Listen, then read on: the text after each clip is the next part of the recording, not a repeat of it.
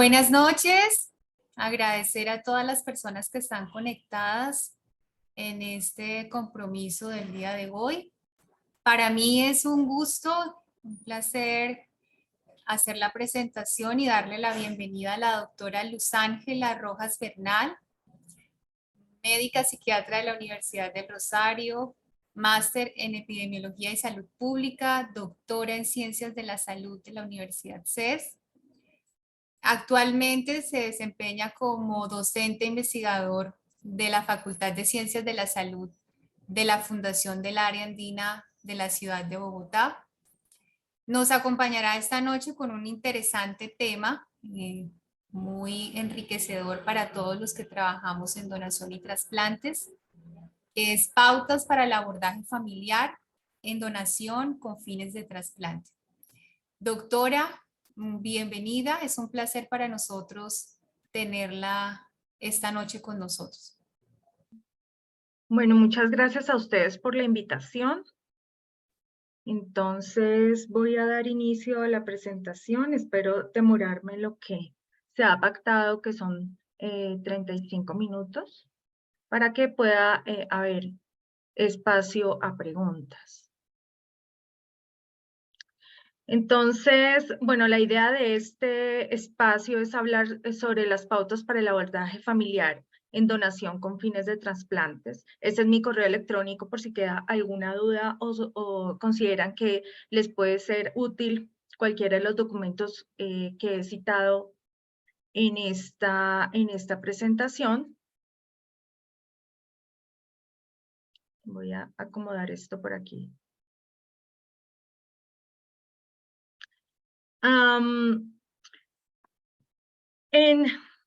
Digamos que el último balance del Instituto Nacional de Salud para el 27 de febrero del 2023 no solo salió en la página del Instituto Nacional de Salud, sino también en la revista Semana. Indicaban para el Día Mundial del Trasplante que al cierre del 2022 se realizaron 1.190 trasplantes, cifra muy inferior a 2019, aunque sí incrementó un 21.1% con respecto al año anterior.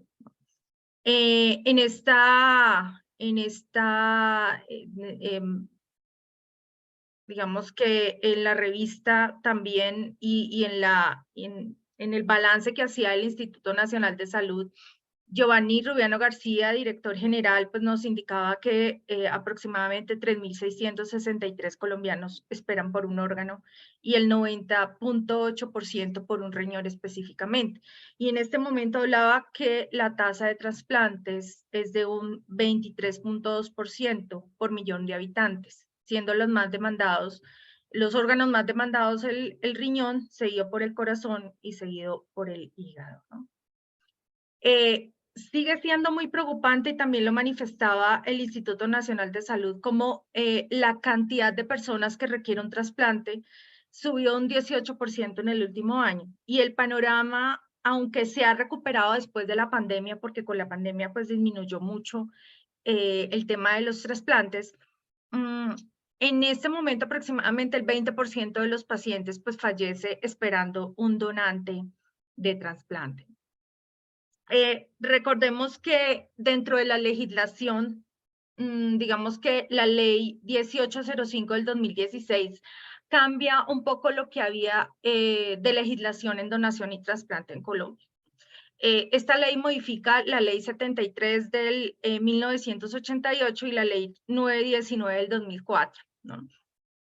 Siendo que Colombia pues ya llevaba un tiempo previo de legislación, en esta hubo un cambio porque ya a partir del 2016 se presume que cualquier colombiano es donante cuando una persona durante su vida se ha abstenido de ejercer el derecho que tiene a oponerse de que de su cuerpo se extraigan órganos, tejidos o componentes anatómicos después de su fallecimiento, ¿no?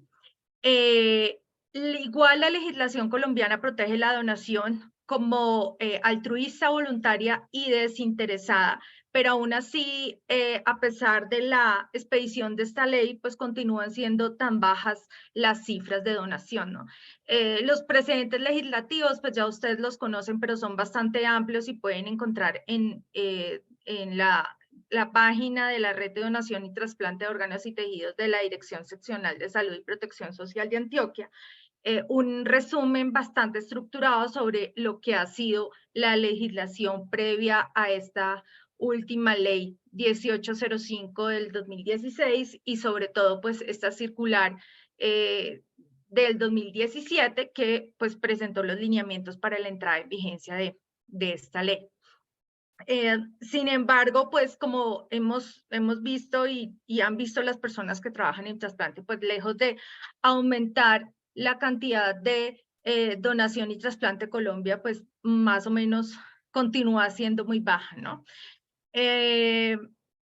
Y previamente a esta legislación en 2016, tradicionalmente los objetivos de la entrevista familiar o de la intervención familiar era la consecución del consentimiento de la familia para pues, permitir esta donación y trasplante de órganos, ¿no? Con esta nueva legislación ya pues cambió a que el individuo mayor de edad y no la familia es quien se puede manifestar su oposición. O sea que si no manifestara su oposición, pues la ley, digamos que le permite que pueda ser donante de órganos en Colombia, ¿no? Para menores de edad sí se requiere igualmente consentimiento del padre o del tutor legal y pues esto no se ha modificado, ¿no? Sin embargo, como les digo, a pesar de todo, a pesar de esto, de este cambio en la legislación, pues continúa siendo una difícil tarea para las personas que trabajan en trasplante poder lograr que esta cifra de donación y trasplante de órganos pueda aumentarse, ¿no? Esto también tiene que ver con el tema del duelo. Lógicamente, cuando un familiar pues vive o experimenta el fallecimiento de su ser querido, pues es un evento vital estresante que constituye un riesgo para la salud mental. La familia está en un momento de reacción de duelo y hay un riesgo de que la persona o los miembros de la familia pues, puedan desarrollar trastornos mentales, ¿no? Por eso es importante el papel del médico tratante, y no solo el médico, sino de todos los profesionales de la salud alrededor o que están tratando a ese paciente, para atender, prevenir precozmente la reacción al duelo que pueda volverse o tener consecuencias de producir un trastorno mental en cualquiera de los miembros de la familia, ¿no? Recordemos que el duelo es el conjunto de procesos psicológicos y psicosociales que siguen a la pérdida de una persona con la que el sujeto estaba vinculado afectivamente. Esa es la definición de duelo. La codificación, el 610, aparece tal cual como duelo no complicado. Este proceso es un proceso que es absolutamente, digamos, natural y se relaciona con una experiencia, pues con esta experiencia de pérdida, aunque el momento del inicio del duelo es variable y además depende de circunstancias y características propias del individuo. Entonces, por eso las expresiones del duelo, pues pueden ser muy variables entre sujetos y en algunos sujetos específicos pueden desarrollar trastornos mentales o algún otro tipo de trastorno relacionado con un mal manejo del duelo. Estos son los llamados componentes del proceso del duelo. En este momento se habla más de componentes que de fases del duelo. Inicialmente se hablaban más de fases del duelo, pero ahora se habla de componentes porque realmente no hay una secuencia como tal organizada, sino que van apareciendo y ellas se van solapando entre sí durante esta situación de duelo que va experimentando la persona que ha perdido un familiar, ¿no? Que va a perder un familiar o con un familiar pues gravemente enfermo.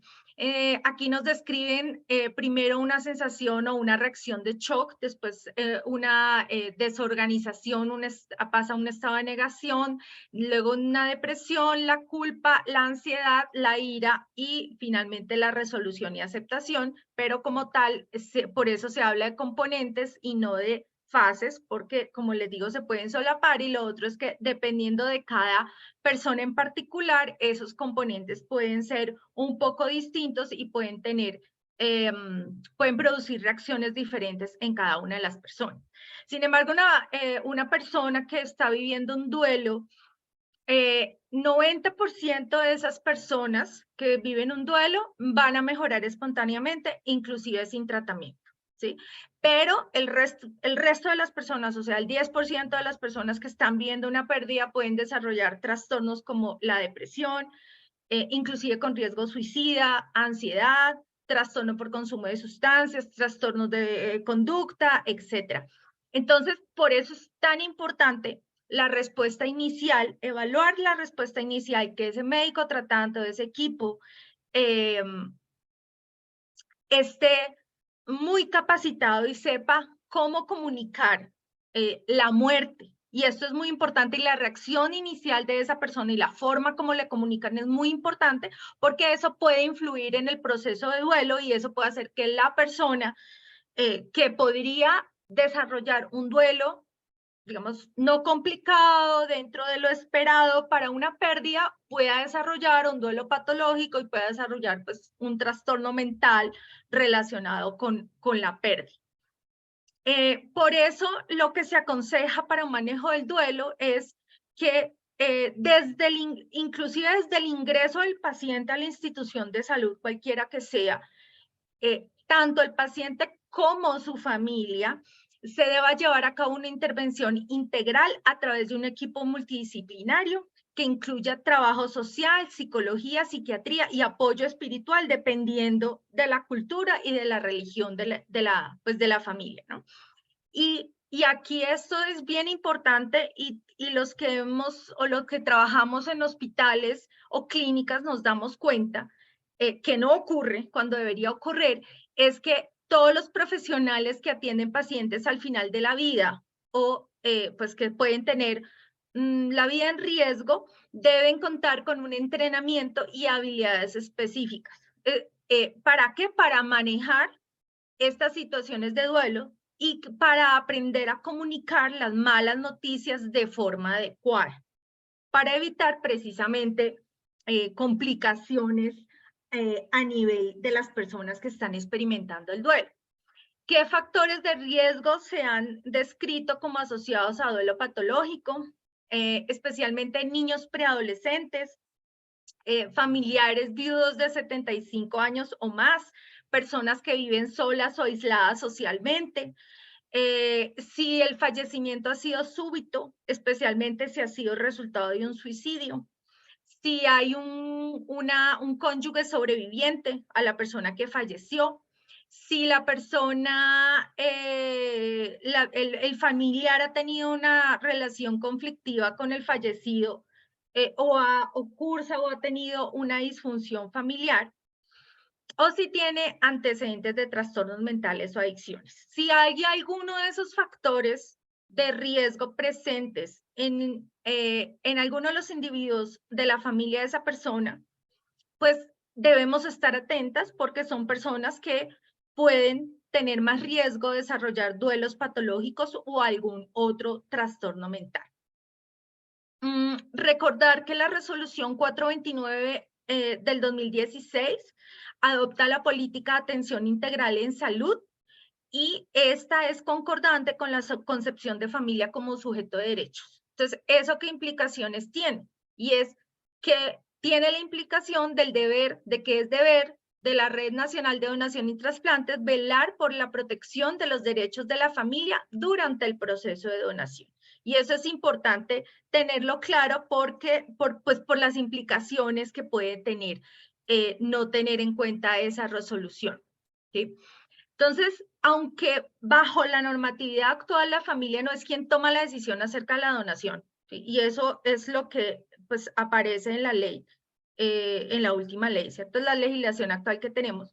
Igual, la familia continúa teniendo un papel protagónico en el proceso asistencial, no solo en la evaluación, sino en todo el proceso de gestión de la donación de órganos, ¿sí? Y esto es otra cosa importante que encontré en algunos documentos que estuve revisando también, y es que indica específicamente que los médicos coordinadores de donación y trasplantes tienen un papel esencial, pues son encargados de proteger la dignidad del donante y velar, obviamente, por el órgano, pero es importante que también indica que debe velar por la salud del colectivo humano. Y eso, lógicamente, pues me va a incluir la familia, ¿no? Los miembros de la persona que fallece, ¿sí? Entonces, aunque la legislación no lo permitiría, ¿sí? Definitivamente forzar el procedimiento cuando la familia no está de acuerdo puede afectar gravemente la salud mental de la familia, poner en riesgo la integridad familiar y además, y por eso lo puse en negrilla, producir situaciones de conflicto con el médico tratante y personal asistencial de la institución y lógicamente con todo el equipo de coordinador de donación y trasplante de órganos, ¿no? Es importante entender que toda persona que ha sufrido una pérdida significativa, y esto también no lo dice pues la legislación, tiene derecho a recibir atención respetuosa y digna, dando cumplimiento al principio de justicia.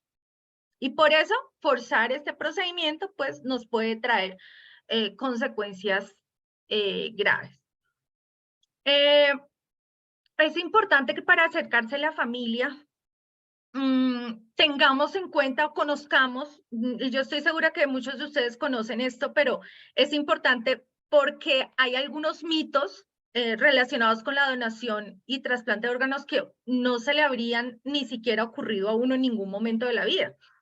En la revista Semana, esa sí es del 25 de abril del 2022, hay una revisión, hay una presentación de los mitos que se encontraron o se han identificado, que la red de donación y trasplante identificó en la población en relación a la donación y trasplante en Colombia, ¿no?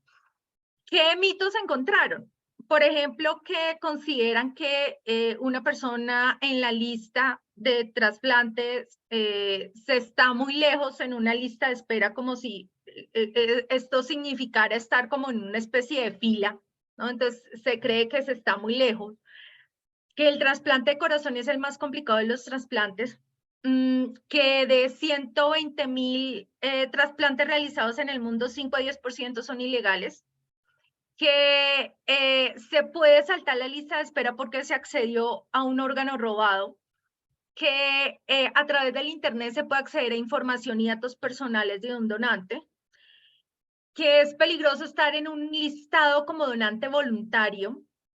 Y esto es algo que la gente, inclusive los familiares de nosotros mismos, seguro lo creen así, de esa manera. Y por tanto se puede ser víctima de una red delincuencial dedicada al tráfico de órganos fácilmente a través de ese listado, ¿no? Que se provoca la muerte cerebral por medio de una inyección, que el donante y el receptor se pueden reconocer fácilmente, que el procedimiento puede hacerse mediante buscar una organización que done órganos o una organización privada, y que eso se puede hacer como un trámite en línea, y que el donante puede decidir informar qué órganos quiere donar. Que es posible estar en una lista de espera internacional para trasplante de corazón, por ejemplo. Y algo que me llamó mucho la atención, aparte de las anteriores, y es que y es esto, y por eso lo puse en negrilla, y es que la probabilidad de ser trasplantado con un órgano robado proveniente de una persona a la que se le provocó un incidente de tránsito y posteriormente se comete un homicidio. O sea, todos los mitos que hay alrededor de la donación en Colombia van a influir lógicamente en que la familia, cuando uno se acerca a mirar la posibilidad de si pueden realizar una donación, pues o la respuesta sea una negativa, ¿no? Y eso es importante para tenerlo en cuenta dentro del abordaje. ¿sí? Entonces, por todo lo anterior que he indicado, la entrevista familiar es un componente fundamental en la gestión de donación. No solo digamos que apoya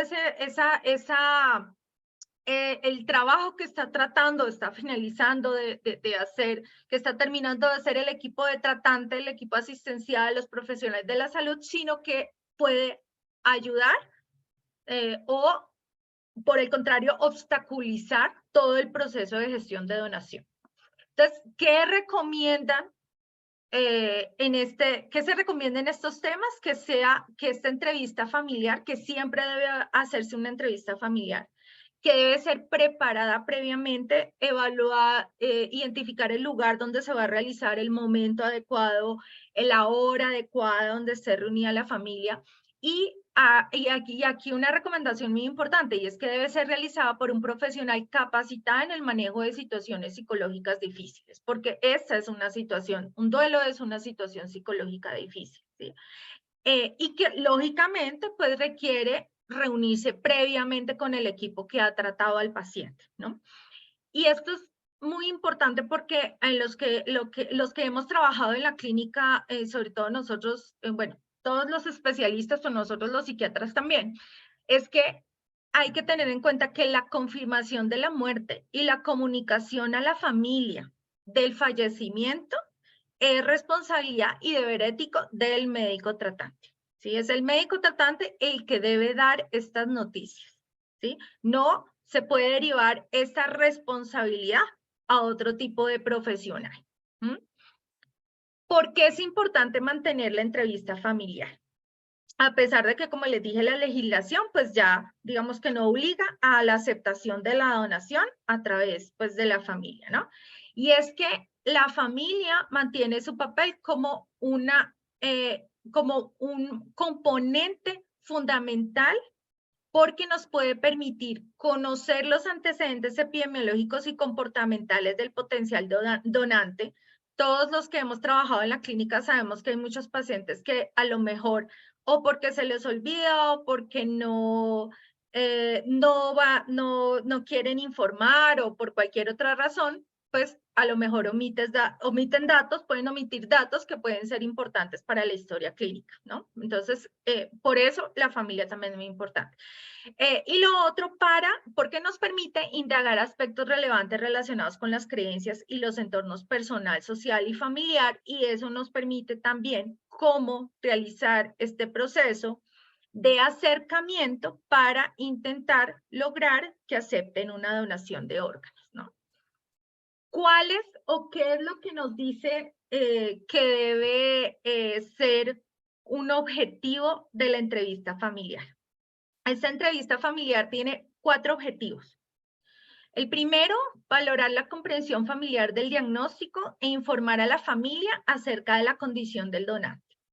Segundo, brindar el apoyo emocional frente a la pérdida, y lo pongo en negrilla porque a veces de pronto se puede olvidar del papel tan importante que hace el equipo de coordinación de donación y trasplante para esto. El otro objetivo de la entrevista familiar es obtener información adicional relevante de la historia clínica que no haya sido registrada, lo que ya había indicado, y evaluar el posible impacto en el proceso de elaboración del duelo de la familia. Porque también es importante, como les dije, prevenir de que de pronto a través de nuestra intervención la familia pueda desarrollar un trastorno mental o pueda tener una complicación en la salud mental derivada de esta situación.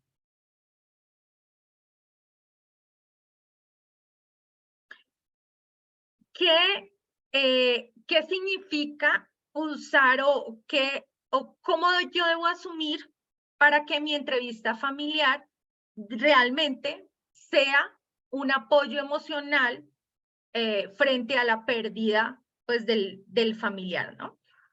En la mayoría de las crisis está igual como, pues, el duelo. La pérdida de un familiar es una crisis en la vida, Y como la mayoría de las crisis, la acción más positiva es facilitar la expresión de los sentimientos. Y eso ayuda mucho al estado emocional de la persona, pues del sobreviviente o de las familias, de los miembros de la familia del sobreviviente.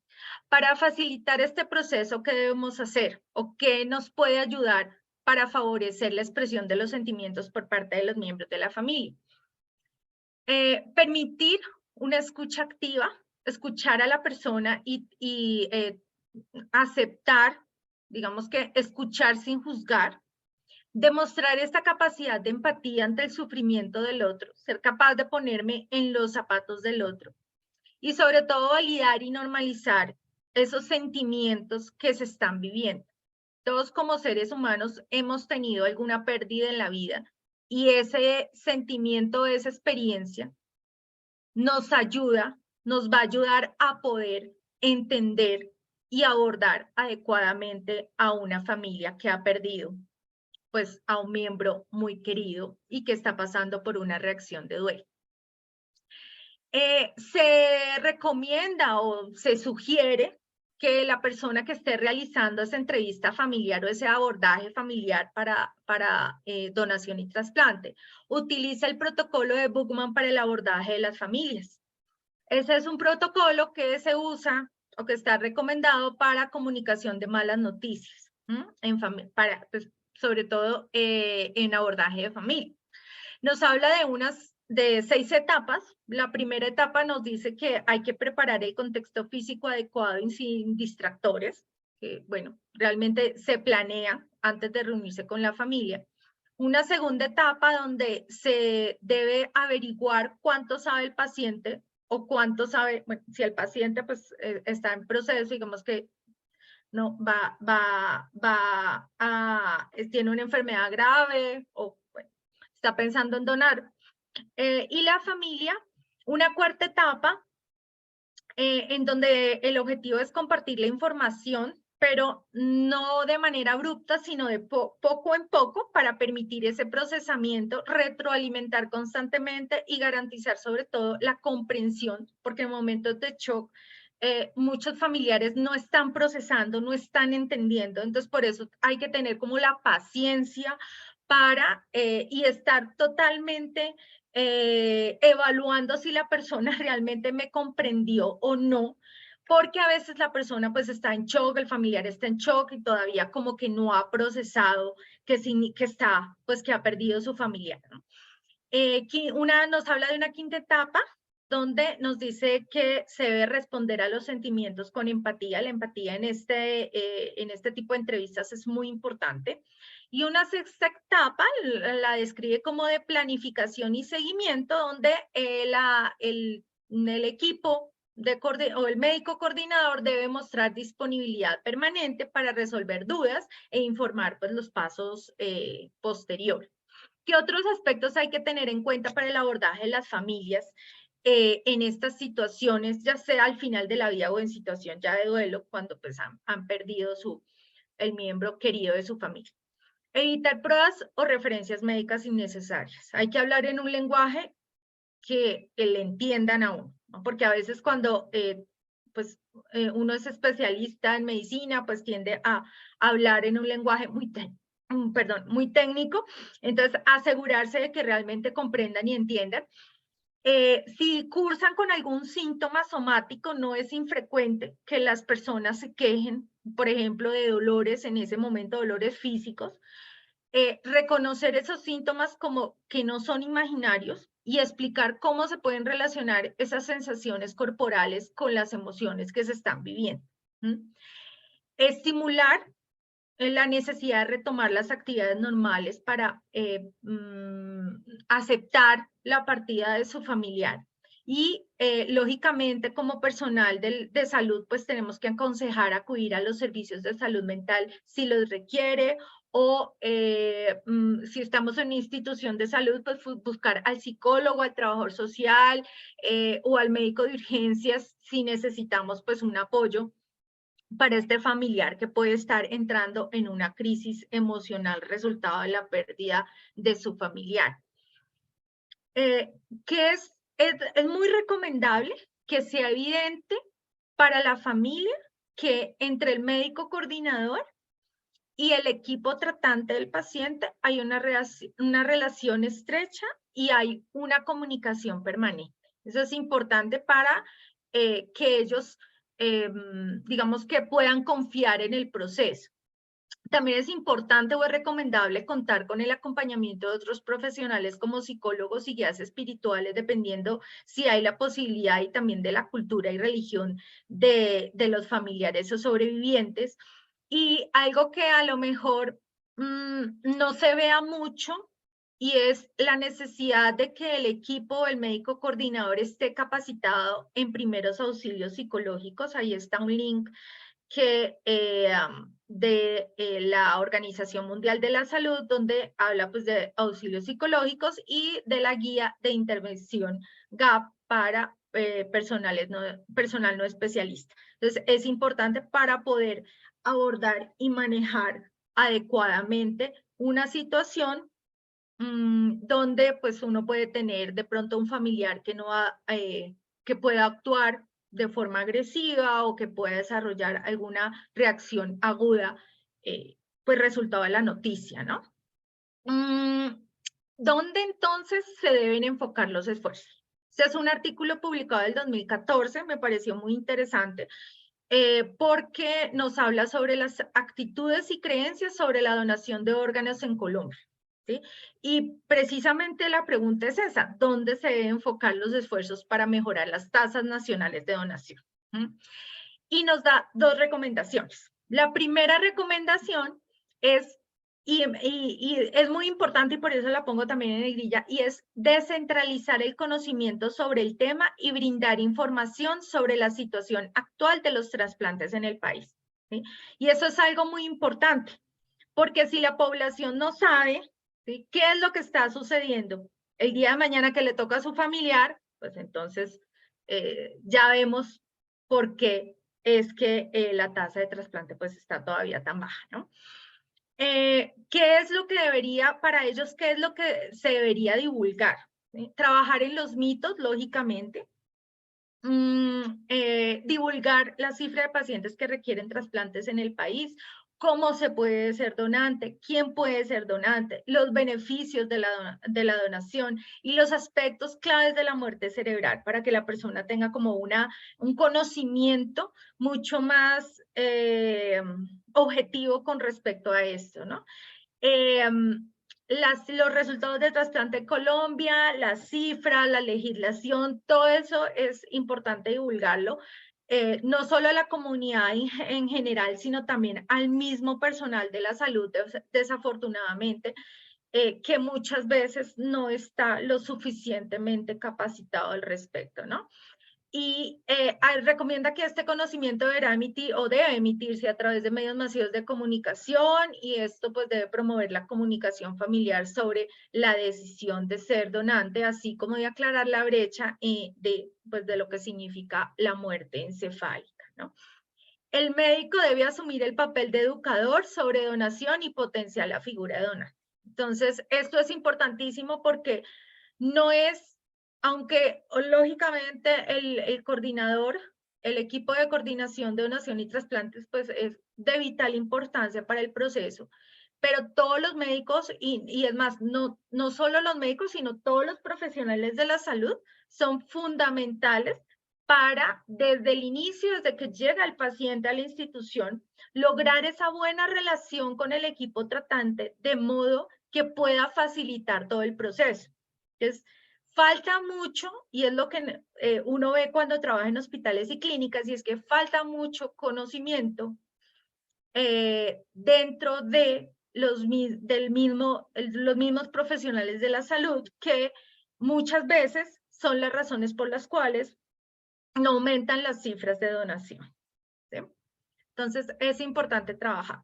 ¿Cuáles podrían ser algunas recomendaciones que uno, después de pensar un poquito, reflexionar sobre este tema, sobre la situación de este tema, que es importante saberlo, pero también buscar soluciones, qué podríamos hacer o cómo podríamos intervenir? Por ejemplo, con campañas de capacitación y sensibilización para médicos, ¿sí? No solo para los coordinadores de donación y trasplante, sino también para los médicos, especialistas, profesionales de la salud, en todas las IPS en Colombia podría ser una buena alternativa. Faltan investigaciones a nivel nacional que indaguen el número de negativas y las razones por las cuales las familias se niegan a una donación y trasplante de órganos.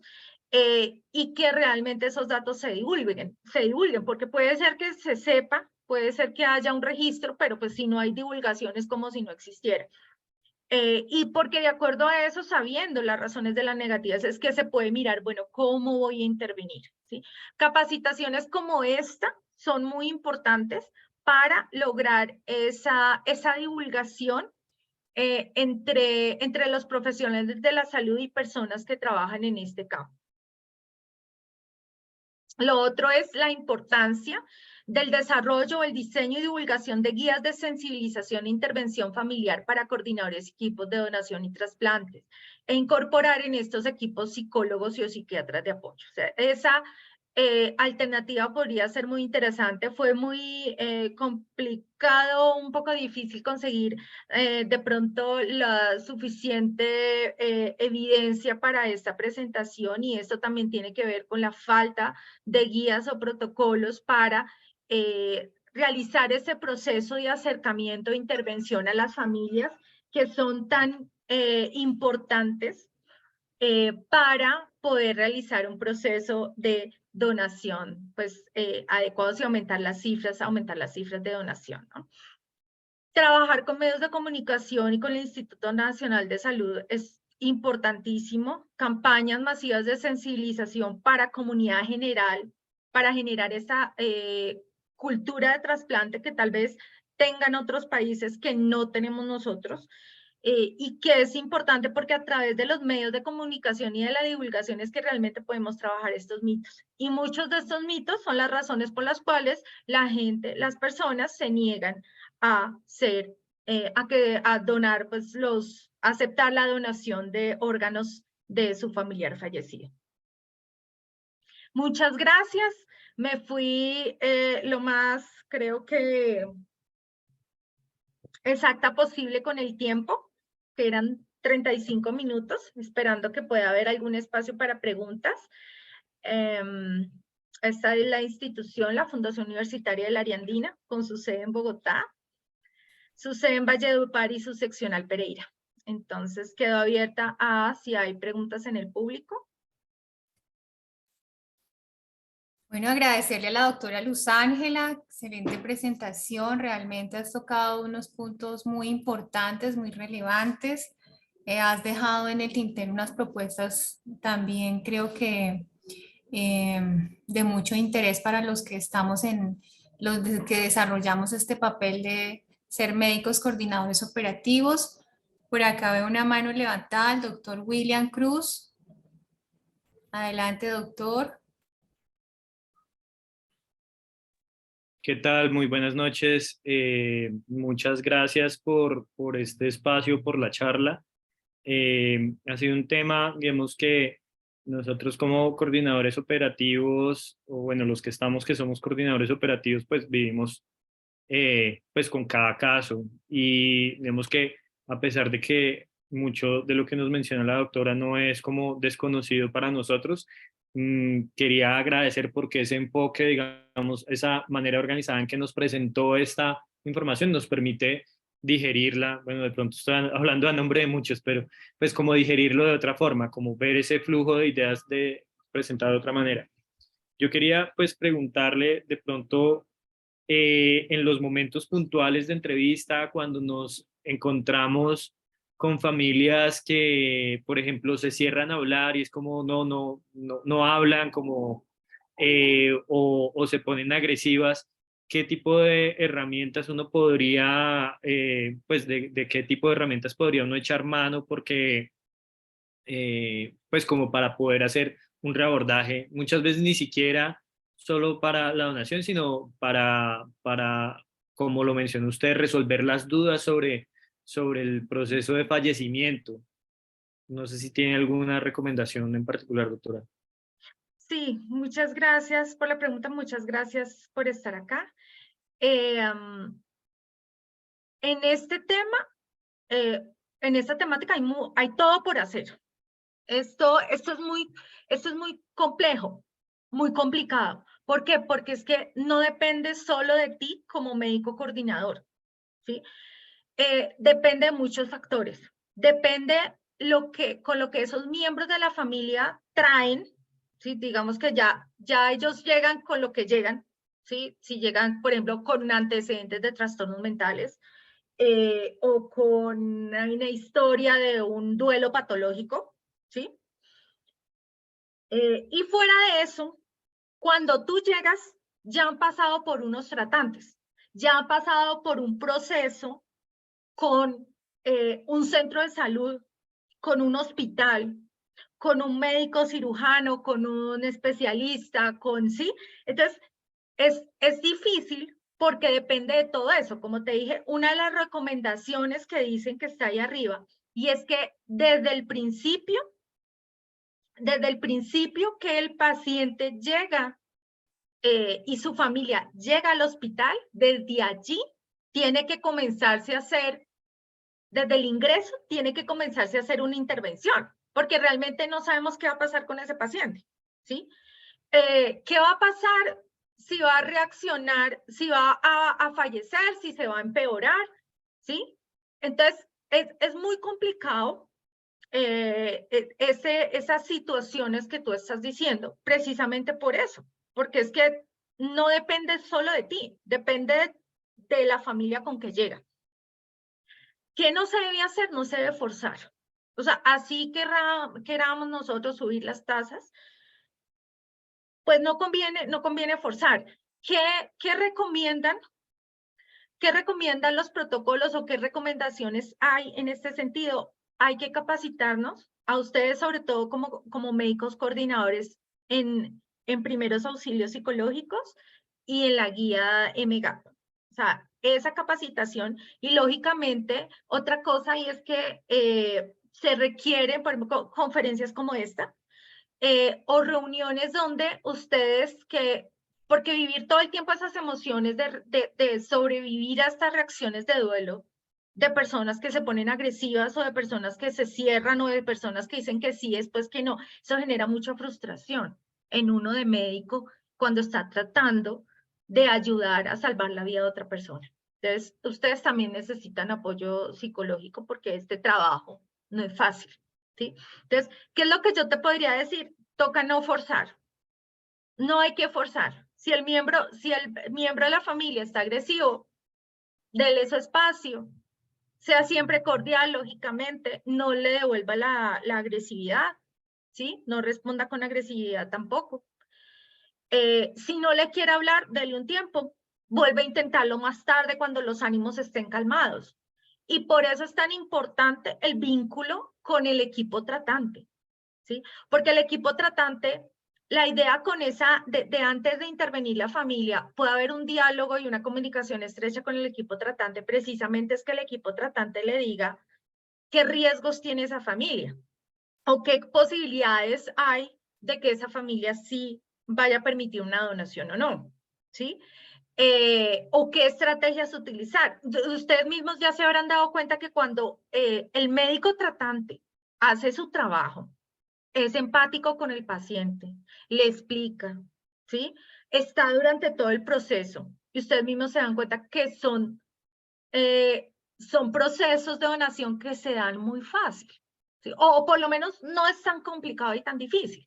Entonces, también es aceptar esos momentos de dificultad y que ustedes también entiendan de que pues que no es culpa de ustedes, sino que la familia también llega con muchas cosas y como les digo, situaciones negativas dentro del proceso asistencial de ese paciente va a repercutir que esa familia esté enojada, ¿sí? No quiera hablar o se ponga inclusive agresiva.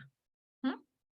Eso es lo que te podría recomendar. Y lo otro es que como asociación podrían proponer la necesidad de pues de trabajar de forma más enfática en estos aspectos tan importantes como son el desarrollo de auxilios psicológicos y de la guía de MGAP para ustedes. Y dentro de estas, lógicamente, pues cómo trabajar en estas entrevistas a las familias que a veces pueden volverse, como tú mismo lo dijiste, muy complicadas, ¿no? Ujú. Muchísimas gracias, doctora. Bueno, ustedes, yo les puedo hacer a través de la doctora Gina Quintero, les puedo hacer llegar esta presentación. Ahí está, pues con referencias. Cabe anotar que hay una llamada recomendaciones para la entrevista familiar de donación en el contexto colombiano del 2017, ¿sí? Del Instituto Nacional de Salud y de la Red de Donación y Trasplantes, que desafortunadamente, no entendemos por qué, no está lo suficientemente divulgada, o que no está en redes, yo la estoy buscando y no. Entonces allí creo que sí tenemos, pues como que hay una oportunidad, como dicen, oportunidad de mejora, para generar esta discusión, porque sí es muy necesaria, es muy necesaria. Entonces allí yo la doctora Gina les puede facilitar la presentación y también pues está este documento adicional. Bueno, sí, realmente se han tocado puntos muy importantes el diario, de la labor diaria que tenemos como coordinadores operativos. Aquí en el chat tenemos una observación que hacen, es de aclarar que la ley 1805 no es aplicable con menores de edad, pues ya nos queda muy claro que los menores de edad necesitan, digamos, formalmente una autorización de sus padres o tutores o representantes legales. Hay una pregunta de la doctora Liz Niño. ¿Qué cursos se recomiendan y están disponibles en Colombia para primeros auxilios psicológicos? Mira, pero la verdad no lo tengo en este momento presente. Habría que averiguarlo porque no lo sé. Pero sí es importante, es muy necesario. Bueno, entonces podríamos, digamos que quedamos en un Quedaría compromiso como para tarea. socializar con los integrantes del capítulo de coordinación operativa de acto en donde se puede tener acceso a estos cursos.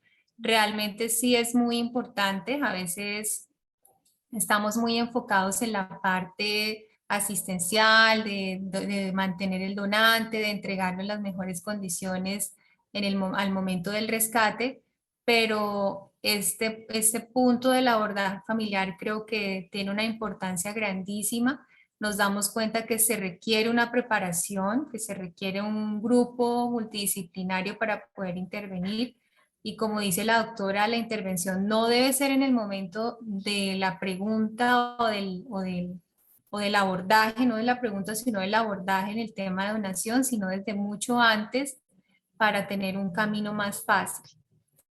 Doctora, una última pregunta y es preguntarle, nosotros nos vemos enfrentados a varios escenarios porque cada familia es un universo diferente, reacciona de una forma diferente con todas esas, digamos, antecedentes y cosas que pueden condicionar la reacción al duelo.